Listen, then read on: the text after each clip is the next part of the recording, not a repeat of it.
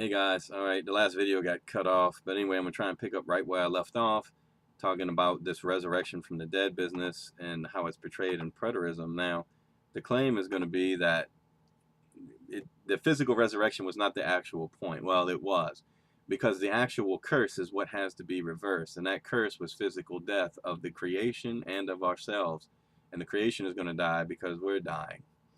Now, when we take a look at it, let's go to Romans 8:23 again. And listen to what it says. And not only the creation, but we ourselves, who have the first fruits of the Spirit, groan inwardly as we wait eagerly for adoption as sons, the redemption of our bodies. So he associates these things together. To be adopted as a son, the redemption of our body. And notice what he says. We have the first fruits of the Spirit. So whatever he's waiting for, obviously, has not completely happened, but we have assurances that it's going to happen. And what is that? That's adoption as a son, the redemption of our body. All right, so now let's talk about resurrection a little bit. Jesus is the firstborn from all creation. Now, that point of the resurrection being other people were raised from the dead, no, they're not related. They're not the same thing. Jesus is born from the dead. There's a difference. There's a huge difference. He's born as a new creation, okay? A glorified body, if you will, but it's his body nonetheless. So when we take a look at it, we see the reason that this happened is because he's going to inherit all things. And to do this, he has to be preeminent. In other words, he has to be first. In Jewish thinking, he has to be the oldest heir, the elder brother. Now, when you look at Colossians 1:18, First Colossians, excuse me, um, Colossians chapter 1, and we go down and we see here, and he is the head of the body, the church. He is the beginning, the firstborn from the dead. That term is protatokos, and it means literally the first to be born, okay, the eldest son, and that's so he can be preeminent. Now, he's called the son. Now, when does this happen for Paul? Well, we'll go to Acts 13:33. That he has fulfilled to us their children by raising Jesus, as also it is written in the second psalm, you are my son, today I have begotten you. As for the fact that he raised him from the dead, no more to return to corruption, he has spoken in this way. I will give you the sure and holy blessing of David. So, to him, he's begotten at this point. Okay? He's begotten at this point. So, to do that, we now go back and we take a look and we see back at Romans 8:23, we see where this understanding that Paul has comes together. Adoption as a son is the redemption of the body. What is the redemption of the body? It's the resurrection from the dead. And we have the first fruit of the Spirit, okay? Jesus was the first fruit from the dead. We have the first fruit of the Spirit, which is a guarantee that the body will be redeemed. And at the point of redemption, we become adopted as sons. That's when our salvation is finalized, okay? And I don't know why people want to go to this dualistic understanding of hating the creation and stuff like this, viewing all this apparently is basically viewing it as evil, and that's why it's going to be done away with. That is a very Platonic understanding, and that's something we need to understand. That was one of the unique things about normative Judaism, is that it took this problem, and what it did is it sat there and it said the creation was good and very good. It's us who screwed it up. And in Paul's view, the creation is going to be redeemed. We have a down payment or an assurance that we will be adopted as sons. And when does this adoption take place? It's when our bodies are redeemed, freed from the bondage of decay and sin. This can only take place in a physical resurrection. Now, also, I don't know why people want to think of us as being different from Adam and Eve in every sense, okay? Adam and Eve were perfect for a time. And so we do have to ask ourselves, why are we expecting it to be different than that? It's about restoring us to the Garden of Eden, to use a phrase. It's not about creating a whole new thing. It's about restoring us to where we were. Because they were perfect. I don't understand. The angels were spirit beings. He has angels. Angels were angels. And then he made people for some reason. And these people were perfect for a time. It had to do with knowledge and things that they chose to do. It's not that there was anything inherently wrong with them. So why would I expect, when I had a model for creation in Genesis 1, that and perfection, that would be totally different when it was redeemed? And not to mention, it goes completely against all the Old Testament passages that talk about this redemption and when it takes place. They were perfect. Now, going on, it creates another problem. Preterism does not allow you to use Deuteronomy 18 and 13 and 19, excuse me. And Jesus's words become non-falsifiable. And that's always a red flag in any kind of argument you have with anybody. And like I said, God is about the closest thing you can come to in a non-falsifiable argument because of the nature of the being that you're talking about. But when it comes to prophecy, we are given some very strong warnings in how to look at prophets and what to do with them if they are false. And what you do now is you take the prophecy in the Bible, which was always given going forward. You can't change Old Testament prophecy based on a future event, okay? The Old Testament prophecies were given so people would know that he was God, that they would know. And you take the single biggest prophecy that lays to rest any questions about who God is and who rules over this world, and you make them non-falsifiable. Let's look at it. You don't have, all the disciples were dead by 70 AD. I don't even think John was alive. If John the Presbyter wrote the book of Revelation, then he wasn't alive. It's simple as that. Now, the average lifespan, if you lived past childhood, was about 48 years old, from what I can tell, in first century Palestine. So these guys, we have no reason to believe they were alive in any way, shape, or form. So they didn't see it. So you have no witnesses. You don't even have a witness that this was the thing that happened, that the final judgment had taken place. And like I said, this final judgment loses all of its characteristics that are plainly stated. You can't take an apocalyptic book and reinterpret the Old Testament. That's not how it works. The Old Testament prophecies were given to people so they would know in the future whether somebody lined up with what God actually said or not. It was not an either or scenario, okay? And this ties into this double fulfillment thing. You know, the preterism thing is going to say, well, you can't talk about double fulfillment in the New Testament because the New Testament doesn't say anything about double fulfillment. Well, you've just put yourself in a terrible trick bag. And I think of it more as types and shadows. The bottom line is, there are, if any, there are no passages really specifically about the Messiah in the Old Testament. And I know a lot of you just fell out your chairs. But the fact of the matter is this, the thing about Messiah, it was developed outside of the Bible. The understanding that the Bible was talking about a Messiah was developed outside of that. Now you take a look at a passage like Isaiah 9:6. Everyone wants to apply it. Well, it was fulfilled in its day. Okay, Hezekiah, his name literally spelled out means mighty God. Now, I've seen all kinds of ways of trying to get around this, but the fact of the matter is, if you take your logic from the New Testament and you just arbitrarily say, well, the New Testament tells me this is a double fulfillment, you're never going to get out of the Old Testament. If you were consistent with your argument, you would say, well, there is no double fulfillment prophecies in the Old Testament at all.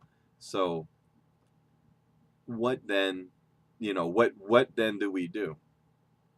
It's just an inconsistent argument, and an inconsistent argument is usually the sign of a failed argument. You would never honestly leave the Old Testament, period, because it doesn't leave any place for a type and a shadow fulfillment.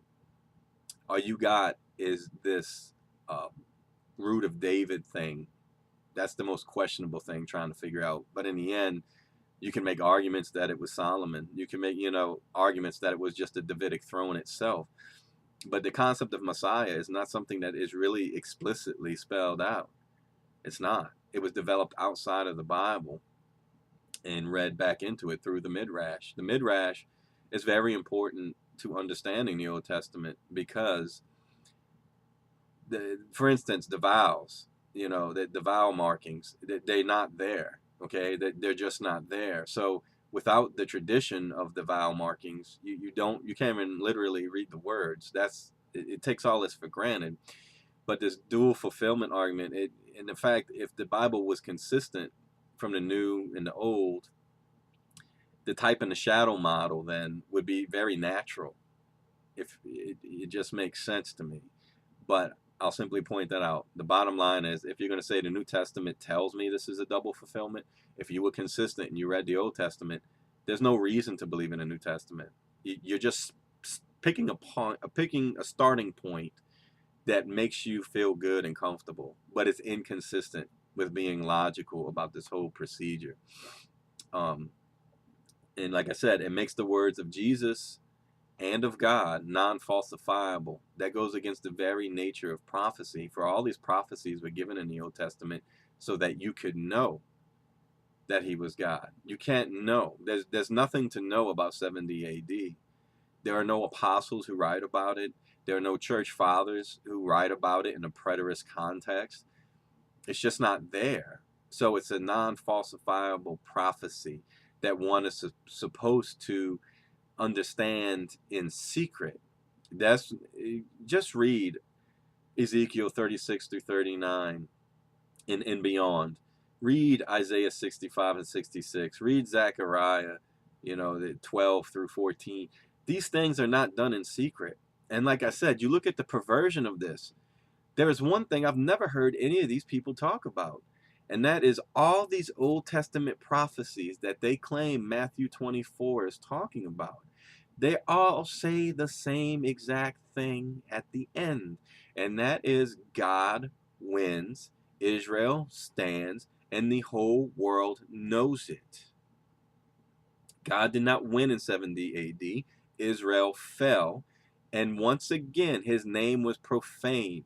If you read Ezekiel, one of the major points of that his name is being profaned, is the fact that when people look at Jews and they say, hey, it's a Jew, what is he doing here? Isn't he supposed to be living in Israel? Some God that they have, that's why his name was being profaned by his own account. This is what God said. My name is profaned because people laugh at the Jewish people. Well, when this final battle comes, God wipes them out single-handedly. If you look in the book of Ezekiel, there is not one passage in that whole judgment scenario where a Jew actually fights this battle. God does it. And then they go out after 7 months, for 7 years burning weapons. And after 7 months, they bury the bodies. At number 7 keeps popping up. Revelation, the 7 sealed. That number's the 7,000 have been saved for a remnant. So the completion is what's running under that. But the bottom line is, no preterist deals with that. It's plainly stated. The whole world knows. That's when it's established. And nobody deals with the plain statements of those Old Testament prophecies.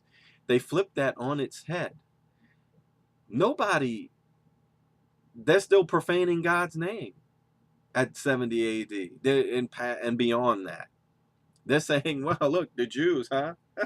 Some homeland they got, man, their God is powerful. But the Old Testament is specific about that. I'm not going to let you profane my name anymore.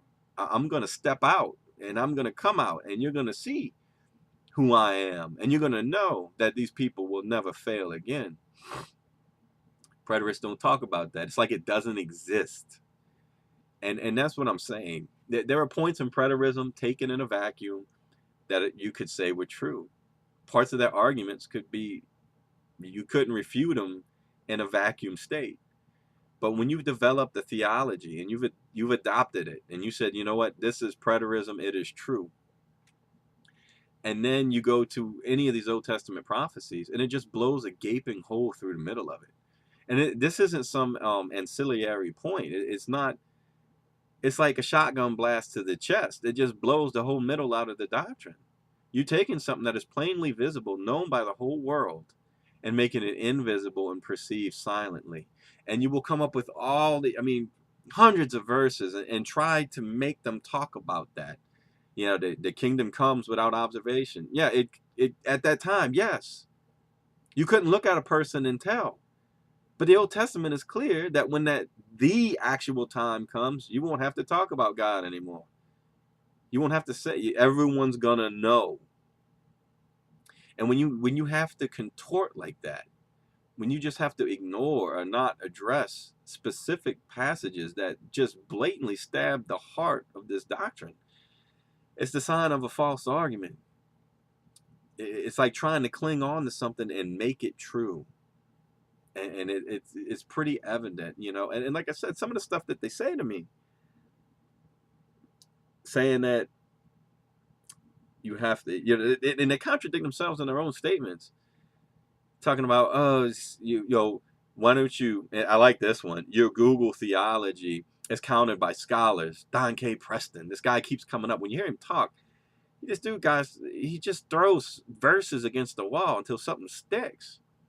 But he's still left with the fundamental problem, no matter what you want to tell me. The Old Testament passages are clear. God wins. I mean, where is that deviated from in the Old Testament? Where does God lose this final battle? And the nations see it. He doesn't lose it in one of these final battle scenarios. Forget everything else. Spiritualize that. Spiritualize him winning and the whole world seeing it. And it's a delusion. It doesn't make any sense. But you look at all the other scholars. You know, like I quoted him. Well, if you want to play a scholar game, you got N.T. Wright, James Dunn, James White, Michael Brown, Anthony Buzzard.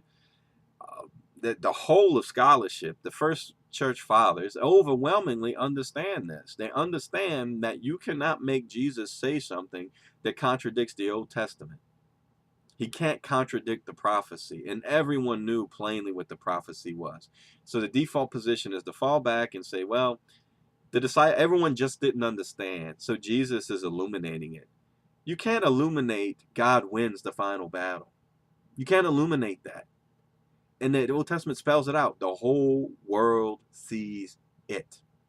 No matter what else I want to believe about preterism, at that point I have to walk away from preterism, because it denies a very fundamental teaching that is consistent between Daniel, Ezekiel, Jeremiah, Zechariah, even the book of Revelation, when properly understood.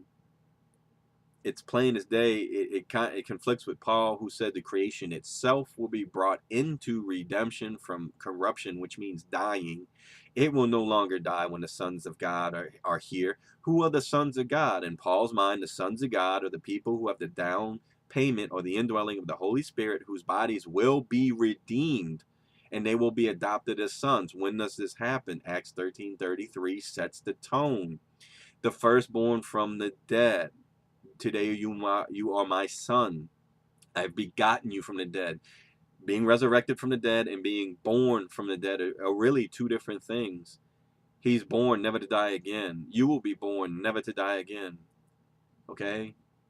And I do throw that warning out there. I'm not condemning anyone, let me be clear, but I will throw that warning out there. The teachings in Judaism do go back to deny the physical resurrection, to deny the creation of a new heavens and a new earth. To deny Israel as a people is to directly face off with God. And they plainly teach you will not have a part in the world to come because you doubted the promise. And I'll just leave that there. I'm not trying to, I'm just saying what they teach, okay? Don't take this way out of proportion like the anti-Semite thing. I'm not calling anyone an anti-Semite. I'm saying I found the exact same thing with the Trinity that I'm finding with this. It has an anti-Semite interest built into the doctrine. And when I said that about the church fathers, when I pointed out their anti-Semitism and how they were trying to hijack the God of the Old Testament, everyone was high-fiving me. It was awesome. It was great. I'm glad you put all those quotes together. That all makes perfect sense. They just hated the Jewish people and didn't understand the scriptures.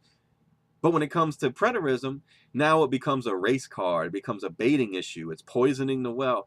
It's the same stuff. All these lies are built around the same thing. It never changes. It's this nonstop attack on Israel. which was foretold in the Old Testament. And it was also foretold that if you're one of these people who will take part in this attack on Israel, you're not a friend of God. That's just what the Bible says, okay? Those are God's people. They have a special promise. The world is blessed through that promise. Paul understood this. He said even they would be redeemed to their own tree. Their own tree. What is that? How does that make any sense? How come we're not all in the exact same tree? No, they have a tree, their own tree. So think about those things, okay? The non-falsifiable arguments of Jesus now. And all that prophecy that was given to prove God was God. And in closing, the last thing I'm going to touch on is the dating of these books. And I'm gonna go into this going forward because there is such a disconnect between scholarship and lay people on this issue.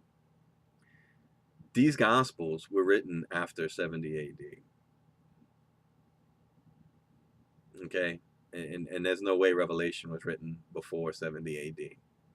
It's just common sense. The scholars, and like I said, people are going to run and quote this guy. That's fine. But I'm going to explore this issue going forward. And these aren't liberal psycho scholars. These are conservative people, and they understand by reconstructing the way that they spoke and the use of the Q document, because I am a believer in that. I do believe that Matthew, Mark, and Luke share a root in one document, and they chose to go their ways on elaborating that. And that's why you do have some differences between them and the Olivet Discourse, for example. Read them. They don't say the exact same thing at all. So, and we'll get into those issues, okay? But my bottom line point is it's the same thing with the Gospel of John. We'll never know what it said in its embryonic state. We'll never know what the original John actually said. I believe it was Asia Minor document or Syrian. It was Gnostic in some form, what we call Gnostic in some form in its origin. But what it exactly said, we will never know. And the teaching of the Paraclete, at some point when I'm finished studying the Paraclete and Gnostic thought, I'll do a video on that. But, look at that teaching of the Paraclete, how important and pivotal that teaching is. And it's not found in any other gospel. There's just some things very off about that. Because that's critical, and then the transfiguration is missing in John. And he was there. There's just some stuff that doesn't make any sense. And it's, to me, that's what setting the bar for truth is. And it's just my interpretation of it. You set it that high. Things have to prove themselves to you. And all arguments should be proven to you. Even Jesus's. To accept Jesus's arguments on blind faith it's not a faith you can defend. You have to test his words against the Old Testament. You do. And that's why those words were given in the first place. You look at what Paul said. And this goes back to the dating of these books. They were in synagogue, as far as we can tell, until about 88 AD. There was no real difference between Jews and Christians for the most part. And what was the big falling out with Paul?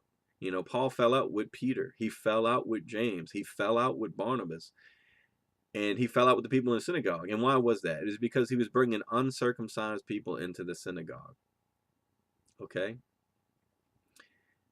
And he was telling them, the basis of his argument was to study the scriptures and see that what I'm telling you is true. The stuff about Jesus, all this stuff is true.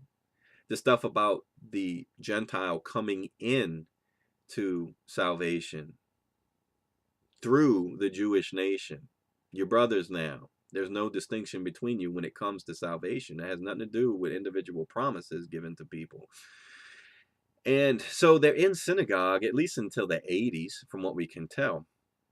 I don't see an overarching need for gospels at this point, because what are they doing?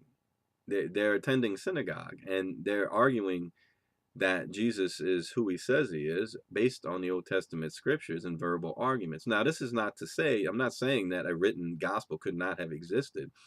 I'm not saying it at all, but there is no evidence to believe there was a widespread circulation of these documents before then. It's just not there. And then they can look at the wording and the type of language that was used and figure this stuff out. But the best case scenario I think you do have is Mark was written somewhere in that time frame. In the 70 AD era, and Matthew probably came in the 80s. And this is a common view. This is what I don't understand. I'm not saying anything When it comes to just being honest, when it comes to rejecting John, I'm not saying anything that scholars aren't well aware of. There is no scholar that believes the book of John is historical, with the exception of evangelicals. They have a baited interest in it. And, you look at the attitude towards the books, there are many atheists and secular scholars that will admit that Jesus could have said things in the synoptics and this and that, and this could be true. But none of them spot John that luxury. And it's not because they hate John or this or that. Many Christians are the same way. There were many Christians who reject the book of John because they just look at the stone cold truth of it. If we're going to set our bar high for truth, you have to admit that Jesus is not the same guy. That giant book is a polemic against Judaism. That's all that's going on there, in my opinion. But you can't reconcile the 3.5 year ministry, not eating the Passover, okay? The word becoming flesh, literally, and then it's not mentioned again in the Gospel of John. It those are things that cannot be reconciled. They're just not. There's the number one and there's the number three, okay? And like I said, the way he talks, it's not one parable, doesn't share hardly any of the miracle stories. It just goes on and on. But getting back to dating these books, this is something I'm going to explore going forward because I think it is important, and it has really nothing to do with preterism. My studies on John and all this, they had nothing to do with preterism. This was before this whole view shifted again into preterism. I was just sitting there looking at John by itself, and it started to dawn on me. It's one of the opinions I started to form. It seemed like these guys just got tired of waiting. And a lot of scholars see the same thing that I do. So I'm not saying none of this stuff is out of left field. It's not just something I invented. Since the beginning, scholars have always fought over John and said, and even the church fathers fought over John, the Gospel of John, because they were aware some things were wrong. And I think a lot of people have this thinking that, well, the early church was united, and no, it wasn't. It bishops ruled over areas, okay, and they were highly defensive if a foreign teaching or book later came into its jurisdiction. They were like individual shepherding areas. So you look at the council, the very first one was Neo-Caesarea. And what did they do? They set out to establish some of those rules like that you cannot, if the other bishop is present, the person who's running that district, you cannot go in there and give the mass and this and that. You can't do any of this stuff because it's his area. And the East and the West were highly suspicious of each other. And the Johannine community, it's really hard to get a lot of straight information about them, but they were kind of a mysterious group that seemed to be Essene in nature. And the thing we have to understand about the Essenes is that's a blanket term. There was no such thing as just the Essenes, like here we come. No, there were several groups within the Essenes. They were violent. They were waiting for the angels to come so they could make war. And, some people think John the Baptist was an Essene, and you have descriptions of Peter as an Essene. And that may be true. They may have belonged to a sect of what we would call Essene belief. Jesus himself might have belonged to a sect of the Essene belief. And it would appear if he did, he had a falling out with them. He emerged with a different teaching than them. So there's a lot more going on under the surface, and you can just tell by the way people talk, they don't understand this. And you look at normative Judaism, okay? It was staunchly against Platonic ideas, but what you have to understand is that 90% of the population infused Platonic ideas into their everyday life. It was normal learning and teaching. This is how they looked at the world. And it was a very small group of Jews that rejected all these ideas, the pleroma and all this other stuff. But it was common knowledge. It's just like growing up today. Unless you stop to think about it, even if you're an atheist, you really don't understand how much Christianity has affected you. Okay? Your thinking. It's embedded in the culture. This was what they were dealing with Platonic thought. And then Philo came along and personified that and took it to a whole nother level. But normative Judaism was a small group, and it remained a small group, and it remains a small group to this day. You look at Jews today, 90% of them are still spouting Platonic doctrines. They've been Hellenized like everyone else.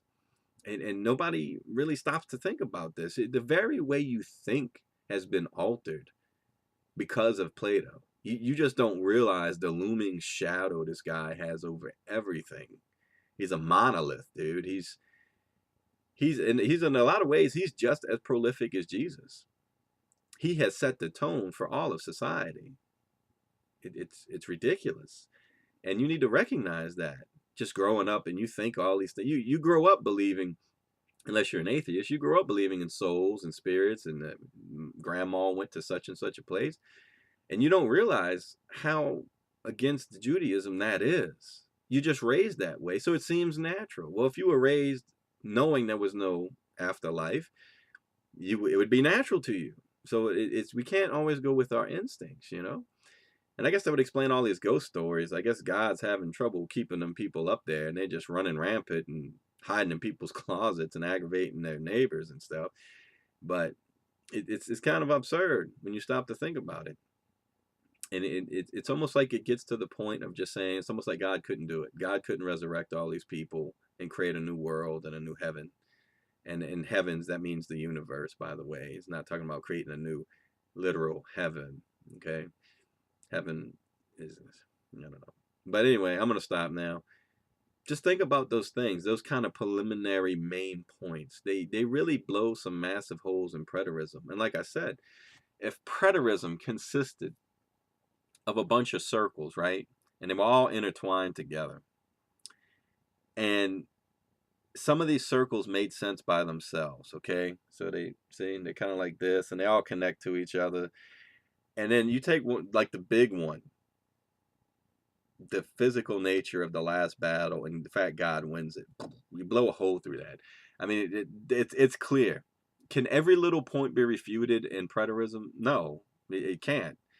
You know, first of all, they verse bomb. They're going to quote like 60 verses trying to prove a point, but they all like ignore the simple fact of the root. But there are points. Like if you isolate certain things, you can make it say things about 70 AD. You can. But it comes down to these major cornerstone points. God wins the last battle. There's no such thing as a spiritual Israel. The adoption of a son, redemption of a body begotten from the dead is different than resurrection. You start looking at all these things, and it blows holes in this doctrine that are just too big for it to hold as true. You don't need to disprove every little point of preterism to prove it's false. All you have to do is prove that it doesn't line up with the Old Testament prophecy. That's it, really. And it's blown away. All the other stuff is just grabbing on to straws. That's it. You're just grabbing on to all these points that sound good, but you can't reconcile it. You can make this big elaborate. It's just like the Trinity. You can read that in a vacuum and make this big elaborate argument and build it, and it sounds good on the surface. And how can you refute that? And da da da da da da. And then when you bring it to Old Testament passages, it's just not compatible. They just don't fit together. So no matter how good I think Trinitarianism or preterism sounds, I have to reject it because it does not line up with the prophecy that was given. So you would know God that was God. It makes God's prophecy non-falsifiable, which is an unbiblical trait, and it makes Jesus' words unfalsifiable. The sign of a failed argument. So it just doesn't work. God bless.